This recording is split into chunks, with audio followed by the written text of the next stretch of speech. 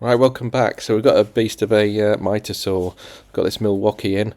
This is something I got as a spares and repairs one at a bargain price. I'm hoping to fix it at a bargain price, but that's not going to happen. I can tell, just because nothing happens here. So we've got the battery in. Nothing happens. You might recognise this from a guest default a few weeks ago. Showed you that sort of symptom.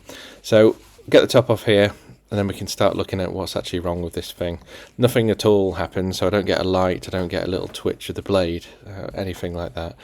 So this is a lot like some of their other tools, some of the fuel lines.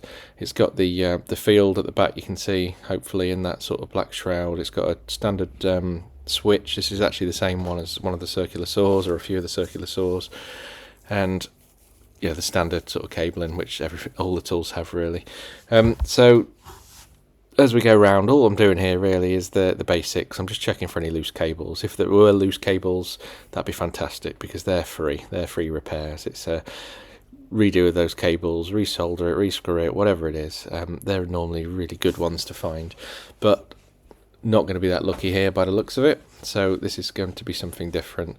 There's only really a few other components to check, because annoyingly they're sold as sort of sections of components, if you like. So you've got the switch, you've got the cabling, you've got the field actually has the cabling attached to it, so you can't buy those separately, and you've got the armature. Really, 2 or 3 different bits here, so it's quite easy to fault find. What I'm doing here is I'm putting a switch on that I know works. So you can do this a few ways. You can use a multimeter, which is the easiest way, really. All I'm doing here is just using one I know works, and still nothing happens. No light either when you pull the switch up. No movement at all in the blade. So it's not that. So it's further back. So it's going to be either the field or it's going to be the armature. So what we'll do is we'll go further back here. We'll just get this taken apart a little bit more. Pull these out the way. Get the little board out here. A little micro switch there for the light. Get that off. Get the side off, and here's the field. Actually, it's in this little black shroud, and it's got the controller attached there to the side. So we'll take that off. Quite simple. You just fight against the magnet there, and there's 4 screws. Get that off. So we'll get that out of the way, and then we'll have a look at that in a second. The hope is here, the armature, before we run out of hope.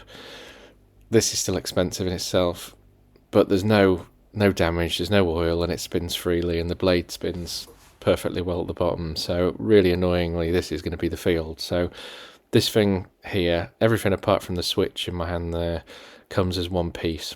Now they're £250, so they're not cheap. I got this for £50, this saw, but even then it's not really worth £300 to fix this one. So annoyingly, it's going to be back to a resale market. But thank you for watching.